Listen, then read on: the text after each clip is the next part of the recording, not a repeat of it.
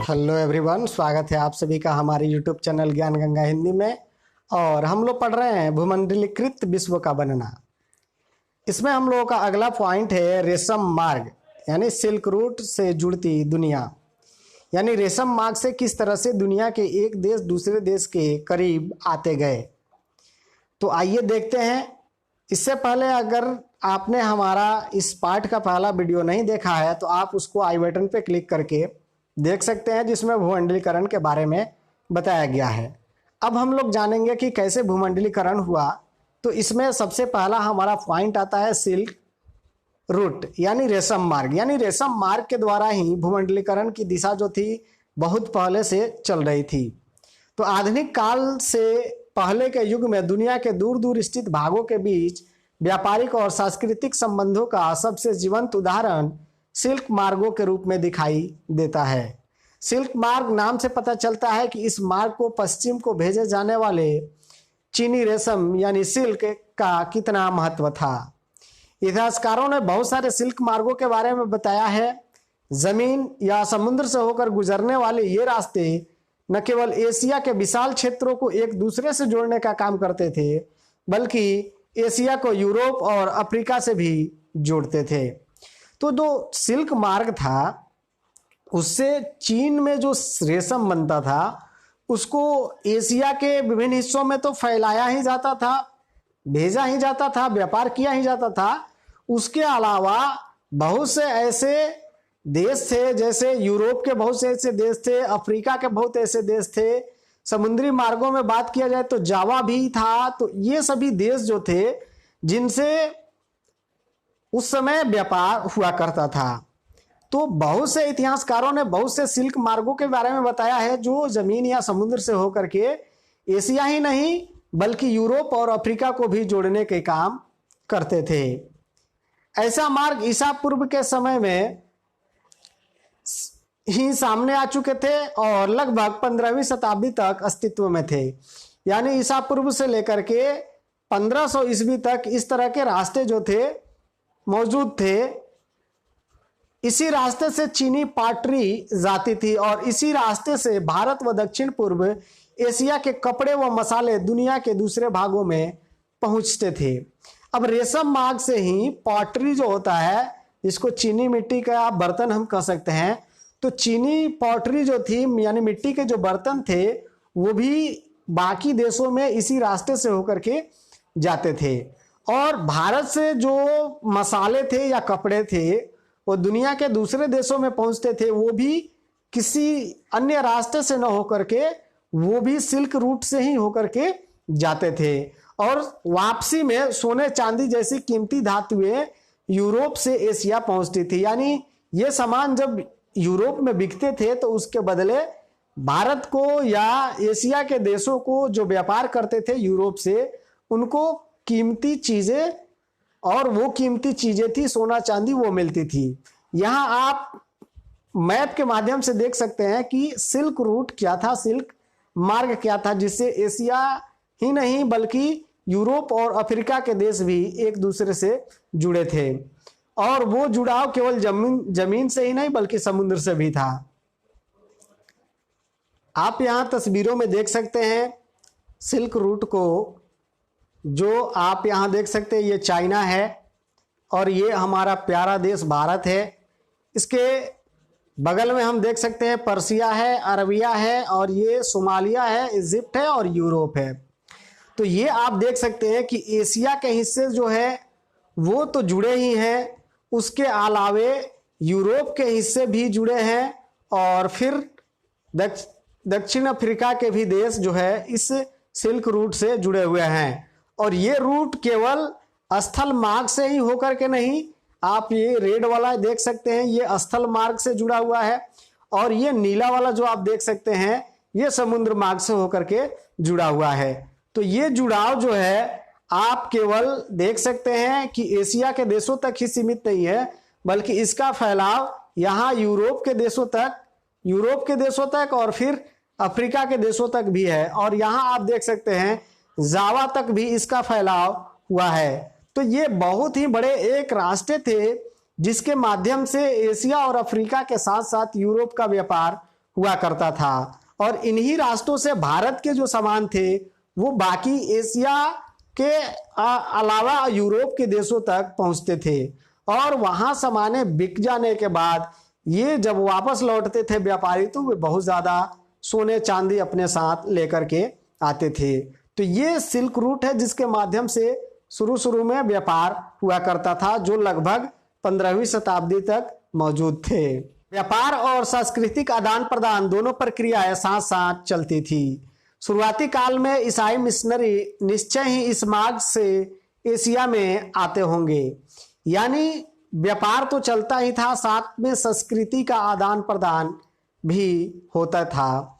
और ईसाई मिशनरी जो थे, मिशनरी उनको बोला जाता है जो ईसाई धर्म का प्रचार प्रसार करते हैं। यानी एक स्थान से दूसरे स्थान जाकर के वे ईसाई धर्म के बारे में लोगों को बतलाते हैं और वहाँ के लोगों को ईसाई धर्म अपनाने के लिए तैयार करते हैं। तो ईसाई मिशनरी जो थे वो जो एशिया में आए, निश्चय ही इसी मार्ग से होकर के आए होंगे।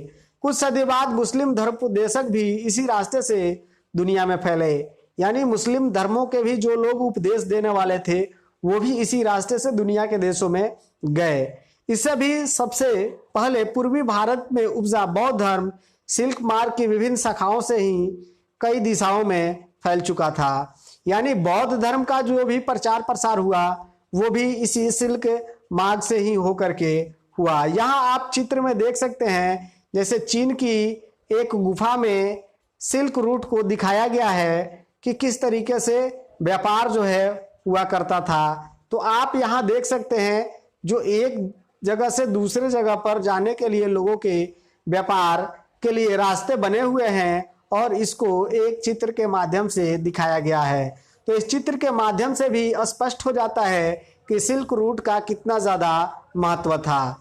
तो निश्चित तौर पर सिल्क रूट जो था ये बहुत ही मायने रखता था, जिसकी वजह से दुनिया के देश जो थे वो व्यापारिक तौर पर और साथ ही साथ सांस्कृतिक तौर पर एक दूसरे के करीब आए। अब जब एक दूसरे के करीब आएंगे तो साथ ही साथ उनमें बहुत सारी चीजें बदलेगी और उनमें एक सबसे महत्वपूर्ण है भोजन की यात्रा। यानी जब लोग अपने साथ गए दूसरे देशों में तो अपने साथ साथ बहुत सी ऐसी भोजन की वस्तुएं थी जिनको वहाँ के लोग इस्तेमाल नहीं करते थे, उसको भी अपने साथ लेकर के गए और उसके बारे में जब वहाँ के लोगों को बतलाया, वहाँ के लोग इसके बारे में जाने, तो उन्होंने उस चीज़ को भी खाना और उगाना शुरू कर दिया। और जैसे यहाँ आपको बताया जा रहा है भोजन की यात्रा, स्पैघेटी और आलू, यानी ये दो जो फसल है वो किस तरीके से दुनिया के बाकी देशों में पहुँचे, आइए अब इसको देखते हैं। हमारे खाद्य पदार्थ पूरे देश के बीच सांस्कृतिक आदान प्रदान के कई उदाहरण पेश करते हैं। यानी खाने वाली चीज़ों जो है वो हर संस्कृति के लोगों के बीच में अलग अलग देखने को मिलती है। हर संस्कृति के लोग जो है उनके खाने के तरीके, उनकी खाने की चीज़ें अलग अलग होती है। तो जब वे एक स्थान छोड़ करके दूसरे स्थान जाते हैं तो लोग उसके बारे में खाना शुरू कर देते हैं जब उनको उसकी जानकारी होती है। तो ऐसे में जब एक दूसरे देश के बीच आए और गए तो उनमें भी खाने वाली चीज़ों का भी आदान प्रदान शुरू हुआ। जब भी व्यापारी और मुसाफिर किसी नए देश में जाते थे, आने जाने अनजाने में वहाँ नई फसलों के बीज बो आते थे। उदाहरण के तौर पर मान लीजिए कि हम किसी दूसरे ऐसे स्थान पे गए जहाँ किसी ऐसी चीज़ को मैं ले गया जहाँ वो चीज़ ना हो। जैसे उदाहरण के तौर पर मैं आलू ही लेकर के जाऊँ एक ऐसी जगह पर जहाँ के लोग पहले आलू से परिचित ना हो। मैंने आलू की सब्जी बनाई और कुछ आलू जो बच गए उसको वहीं छोड़ दिया।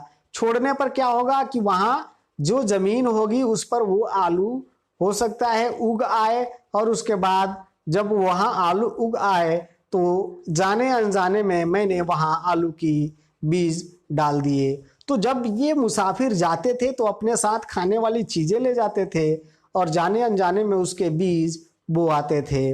संभव है कि दुनिया के विभिन्न भागों में मिलने वाले झटपट तैयार होने वाले खाद्य पदार्थों को की भी साझा स्रोत रहे हो। आइए स्पैगेटी और नूडल का ही उदाहरण लें। यानी अब हम लोग देखते हैं कि किस तरीके से भोजन का एक स्थान से दूसरे स्थान पर आदान प्रदान होता है, और इसके लिए स्पैगेटी और नूडल का उदाहरण यहाँ दिया जा रहा है। दे रहा है कि माना जाता है कि नूडल चीन से पश्चिम में पहुंचे और वहां उन्हीं से स्पैगेटी का जन्म हुआ।